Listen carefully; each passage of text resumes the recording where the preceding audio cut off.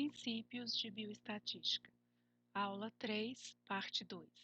Variáveis aleatórias e modelos probabilísticos. Nesta aula, vamos trabalhar um pouco mais o conceito de distribuição de probabilidades de uma variável aleatória. Além disso, vamos estabelecer notações para facilitar o trabalho com essas variáveis aleatórias. E também vamos aprender como usar uma distribuição de probabilidades para responder perguntas sobre sua variável aleatória associada. Nós já vimos que a variável aleatória tem no seu conceito a distribuição de probabilidades. Então, essas duas entidades, distribuição de probabilidades e variáveis aleatórias, elas andam sempre juntas, um está associado ao outro. Recordando que uma distribuição de probabilidades pode ser representada de maneira gráfica usando, por exemplo, um gráfico de barras.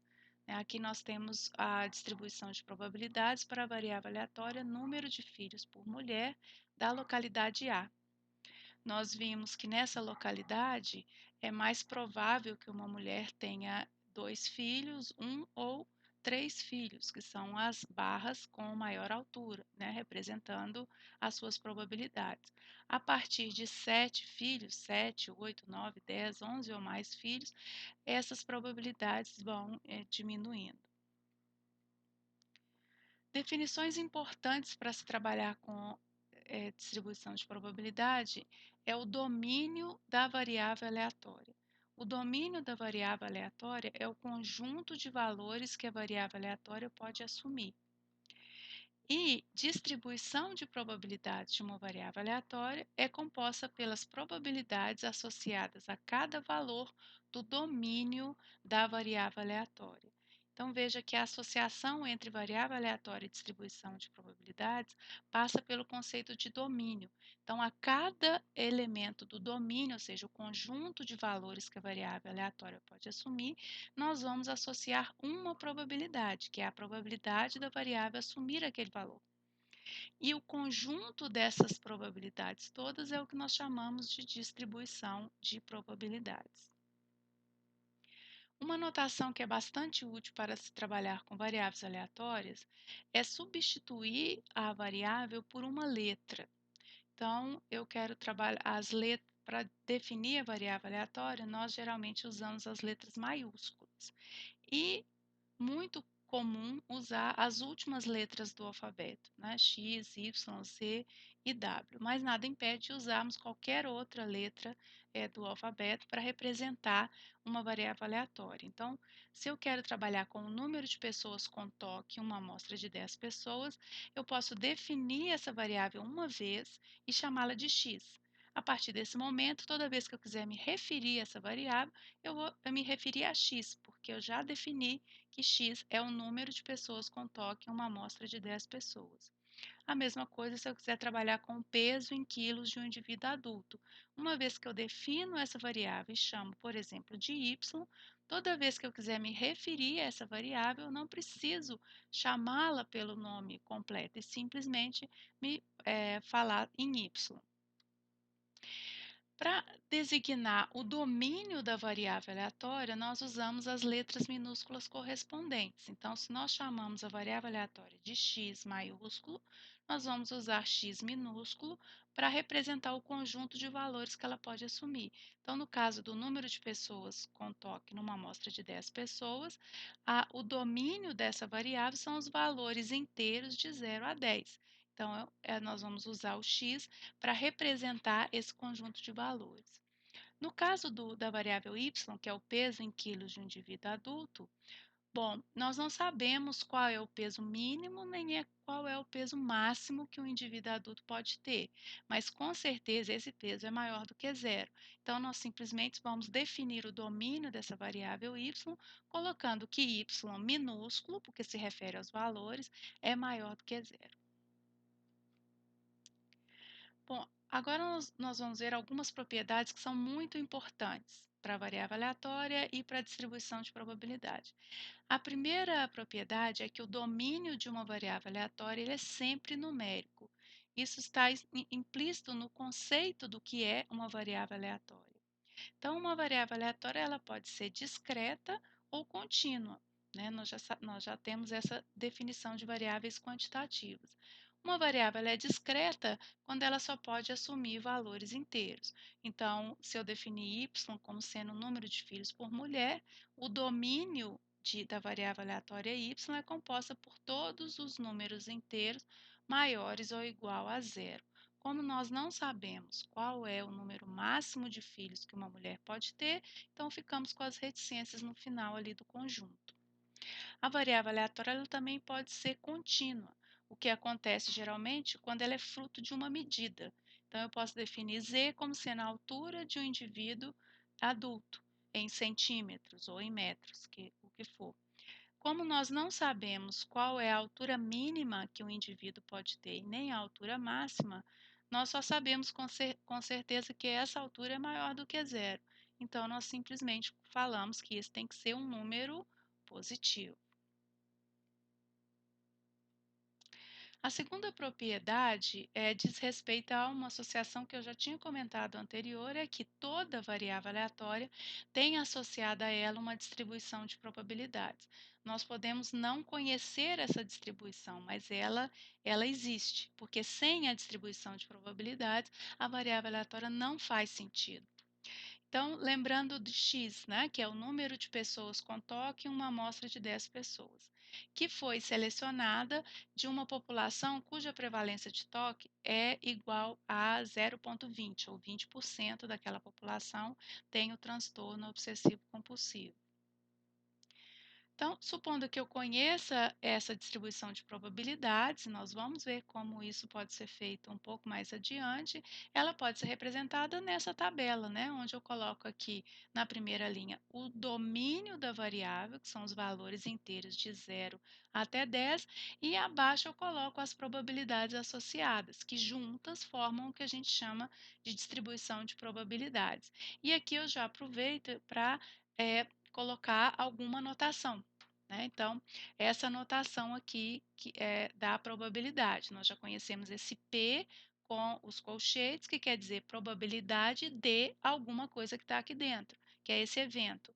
E aqui o nosso evento ele vai ser a variável aleatória de interesse, que aqui no caso é x, igual a um valor qualquer que vai ser escolhido dentre os valores do domínio da variável. Então, essa anotação aqui, como que a gente lê, né? Probabilidade de x maiúsculo ser igual a x minúsculo, significa a probabilidade que a variável aleatória x, que já foi definida antes, assuma um valor aqui, x, né, genérico, dentro do seu domínio, no caso aqui de 0 até 10. Então, no exemplo acima, a gente tem o quê? Probabilidade da variável aleatória x ser igual a 3 é igual a 0,21, ou seja, 20,1%, onde nós tiramos daqui.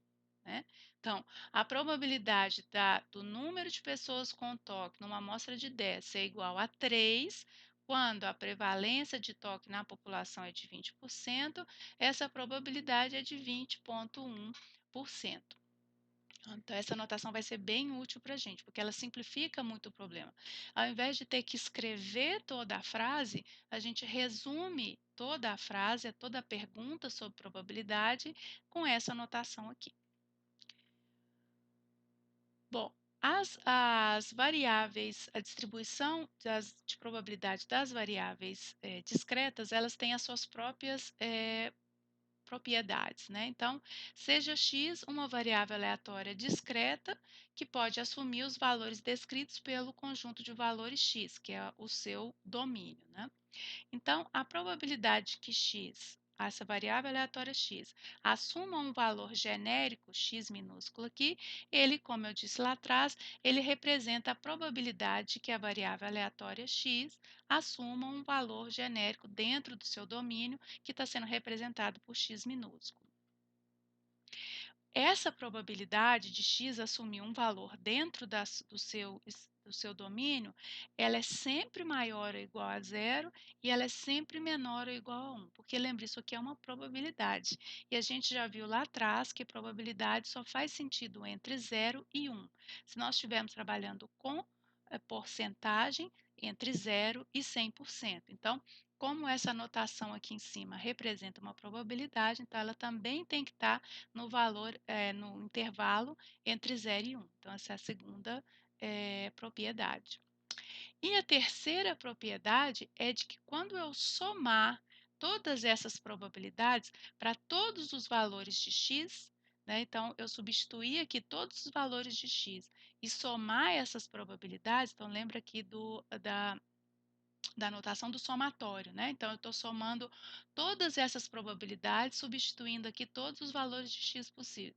Essa soma tem que ser igual a 1, que é a história da distribuição de probabilidade, né? Que é o que a distribuição faz, é pegar essa probabilidade total e distribuir entre os valores do domínio da variável aqui, né? E essa que é a noção de distribuição de probabilidade. Bom, como que eu faço então, uma vez que eu conheço essa distribuição de probabilidade, como que eu faço para utilizá-la? O que que eu posso fazer com essa distribuição? Então, voltamos para o exemplo do toque, agora representado aqui numericamente. Então, a nossa variável x é o número de pessoas com toque em uma amostra de 10 pessoas selecionadas de uma população cuja prevalência de toque é igual a 0,20, ou seja, 20% dessa população de onde foi selecionada a amostra tem toque. Então, nesse caso, como eu estou trabalhando com uma amostra de 10 pessoas, o número de pessoas que tem meu evento de interesse, que é o toque, pode ser nenhuma pessoa, uma, duas, três, até todo mundo, as 10 pessoas com evento de interesse. Agora, qual que é a probabilidade de cada um desses números acontecer? Ela é representada aqui graficamente por esse gráfico de barras, o gráfico da distribuição de probabilidades da minha variável aleatória x. Bom, como a gente está trabalhando com uma população cuja prevalência de toque é de 20%, nada mais é óbvio, né, de que a probabilidade que eu tenha 20% da amostra, ou seja, duas pessoas com toque, é a maior. Né? E as probabilidades em volta dela, então uma pessoa, três pessoas, são as maiores depois dela. Né? À medida que eu vou me afastando desse número 2, tanto para a direita quanto para a esquerda, tanto para a esquerda, desculpa, quanto para a direita, essas probabilidades elas vão diminuindo. Né? Então, eu estou longe daquilo que eu espero. Em uma amostra de 10, tirada de uma população cujo 20% tem toque, eu espero 20% de 10, ou seja, duas pessoas com toque. Então, as maiores probabilidades, elas giram em torno desse valor. Quanto mais longe dele, menores elas vão ficando. Tá? Então, essa é a distribuição de probabilidade que nós vamos usar. E aí a gente pode fazer perguntas, né? Então, perguntas simples como essa aqui. Qual que é a probabilidade de eu encontrar duas pessoas com toque nessa amostra de 10 pessoas? Então, é uma consulta simples à distribuição de probabilidade, né? Essa probabilidade é dada por essa altura dessa barra vermelha. É a probabilidade de x, que é a nossa variável aleatória, ser igual a 2. E isso é igual a 0,32, ou seja, 30,2%. Né? Então, uma consulta simples e direta à distribuição de probabilidade. Agora, qual que é a probabilidade de encontrarmos de 2 a 4 pessoas nessa amostra de 10 que tenham toque? Né? Então, eu estou interessada em 2 pessoas, ou 3, ou 4. Né?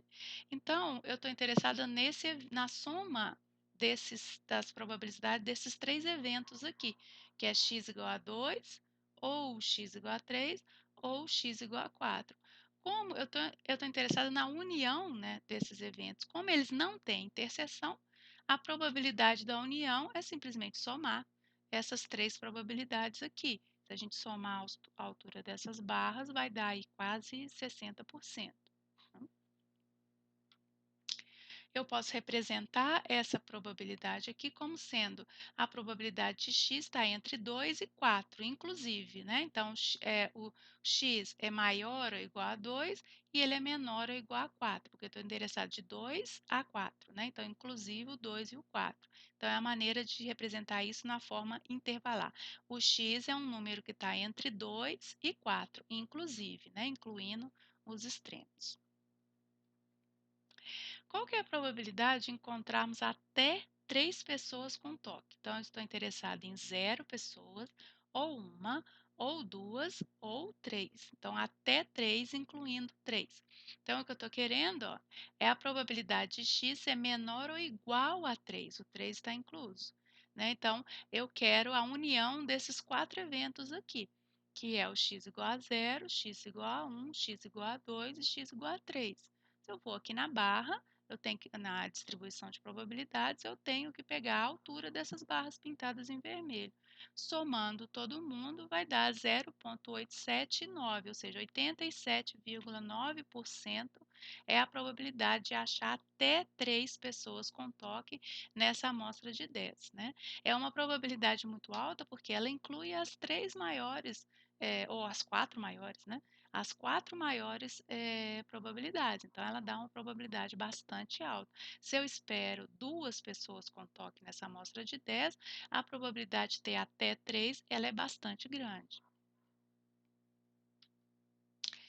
Agora, uma pergunta um pouco diferente, mas que tem a ver com a de trás. Qual que é a probabilidade de encontrarmos 4 ou mais pessoas com toque? Então, eu estou interessado nessa cauda da direita aqui, olha, 4, 5, 6, 7, até 10. Então, eu estou interessada na probabilidade de x, que é a minha variável, ser maior ou igual a 4, porque aqui eu estou falando 4 ou mais, então está incluindo 4. Então, eu estou interessada na união desses eventos aqui, ó. X é igual a 4, 5, 6, 7, 8, 9, união com x é igual a 10.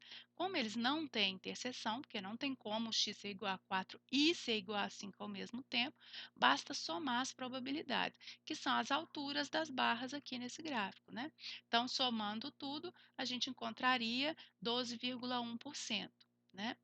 Agora, aproveitando o resultado anterior e aproveitando a propriedade do complementar, no resultado anterior nós tínhamos calculado a probabilidade de x ser menor ou igual a 3, que é o complementar de x ser maior ou igual a 4, porque esse evento aqui, olha, x é menor do que 3, complementa esse aqui e eu tenho todo o meu espaço amostral.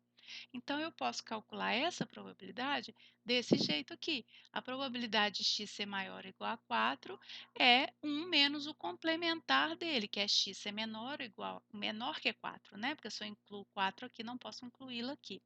Agora, x é menor do que 4, ele só pode ser menor ou igual a 3, porque entre 3 e 4 não tem nada, né? E essa probabilidade aqui nós já tínhamos calculado, que é essa aqui atrás, né? Então, veja que fazer essa conta aqui é mais fácil do que essa aqui, porque aqui eu tenho que somar 7 probabilidades, né? Lá atrás nós somamos 4 e aqui faz uma continha de subtração. Então, às vezes, a propriedade do complementar, ela vai ser muito útil para a gente, porque vai ser mais fácil calcular o complementar e usar essa regrinha do 1 menos a probabilidade do complementar, do que calcular a probabilidade direta, tá? Como nesse caso aqui. Bom, aí agora tentando começar a responder essa pergunta. Como determinar a distribuição de probabilidades, né, ficou faltando ali, de uma variável aleatória? Então, eu vou considerar um experimento aleatório bastante simples aqui, onde a gente consegue calcular exatamente as probabilidades. Então, o experimento aleatório é selecionar ao acaso uma família com 3 crianças e verificar o sexo de cada uma delas, tá?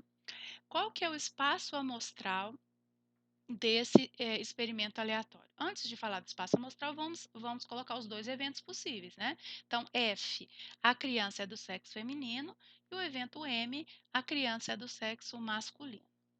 Então, o espaço amostral desse experimento são esses 8 pontos aqui, né? Eu posso ter todas elas meninas, eu posso ter 2 meninas aqui nas pontas e um menino no meio, 2 meninas aqui no começo e o último é um menino, ou então o menino é o primeiro e depois duas meninas.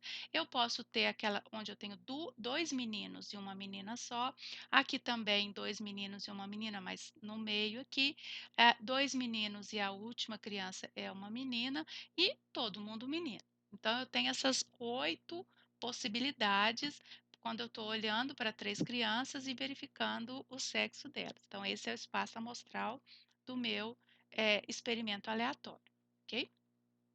Aqui eu organizei um pouquinho o espaço amostral e estou colocando essa vírgula aí como um substituto para o símbolo da interseção, né? Então aqui eu tenho uma menina no primeiro nascimento e uma menina no segundo e uma menina no último. Aqui eu tenho um menino no primeiro nascimento e uma menina no segundo e um menino no último, ok? Então é só para simplificar, estou usando a vírgula no sinal, ao invés do sinal da interseção. Então, aqui eu vou definir, em cima desse espaço amostral, eu vou definir a seguinte variável aleatória, né? Eu estou interessada no número de crianças do sexo feminino em uma família com 3 crianças, tá? Então, aqui escolhi do sexo feminino, mas o exemplo funcionaria muito bem também com o sexo masculino. Então, se x é essa minha variável aí, né? Então, eu vou chamar essa variável de x. Os valores que ela pode assumir são os valores zero, nenhuma menina, uma menina, duas meninas ou três meninas. Tá? Então, agora, a partir de um experimento aleatório, eu estou definindo uma variável aleatória e, é claro, o seu domínio aí. Então, aqui a gente vê que para esse ponto do espaço amostral, a minha variável aleatória x, ela vale 3. Para esses próximos aqui, ela vale 2, né? Porque veja que eu não estou interessada na posição das meninas, eu sou interessada no número. Então, a variável aleatória ela tem que ser numérica. Então, eu estou interessada no número de meninas. E os próximos pontos, o x vale 1, só tem uma menina aí, né? E o último ponto, o x vale 0, todos meninos. Então, agora eu quero, já que eu defini a variável aleatória x, eu quero calcular qual que é a distribuição de probabilidade de x, ou seja, qual é a probabilidade que x seja igual a 0, igual a 1, igual a 2, igual a 3, que são os valores possíveis, né, o domínio da minha variável aleatória. E esse conjunto de 4 probabilidades, eles formam o que a gente chama de distribuição de probabilidade de x, tá? Então, vamos calcular, né? Aqui eu vou supor, e eu acho que isso não é nenhum problema, que a probabilidade de nascer uma menina é igual à probabilidade de nascer um menino, que é igual a meio, ou seja, 50% meninas e 50% meninos. E eu também vou considerar que os nascimentos, eles são independentes dos outros, né, quanto ao sexo das crianças, tá? Então, aqui eu vou calcular a probabilidade daquele primeiro ponto do espaço amostral. Então, a probabilidade de ter 3 meninas seguidas. Então, eu quero aqui uma menina no primeiro nascimento e uma menina no segundo e uma menina no terceiro, tá? Como eu estou considerando que os nascimentos eles são independentes e só por causa disso, a probabilidade da interseção desses 3 eventos aqui, ela pode ser calculada pela multiplicação das 3 probabilidades. Tá? Então, isso por causa dessa suposição aqui, que é razoável considerar que o sexo de uma criança não depende do sexo da criança anterior. Tá? Então, fazendo essa suposição aqui, eu posso fazer essa multiplicação. Eu sei qual é essa probabilidade, que é meio, então aqui eu vou substituir meio vezes meio, dá 1/8, ok? Então esse é o primeiro ponto. O segundo ponto, a gente tinha um menino lá no final. Então eu tenho a probabilidade de nascer uma menina no primeiro e uma menina no segundo e um menino no terceiro. Tá? Considerando que são independentes, essa probabilidade da interseção ela pode ser calculada pela multiplicação das 3 probabilidades. Né? Como elas são iguais, o que vai acontecer? O mesmo valor de cima, né? Meio vezes meio, 1/8. Tá? Então, aqui só continuando, vou fazer para mais alguns pontos. O próximo ponto é o menino vinha no meio. né? Então, eu quero a interseção desses 3 eventos, considerando que eles são independentes, então é só multiplicar as 3 probabilidades, que como elas são iguais, também vai dar 1/8.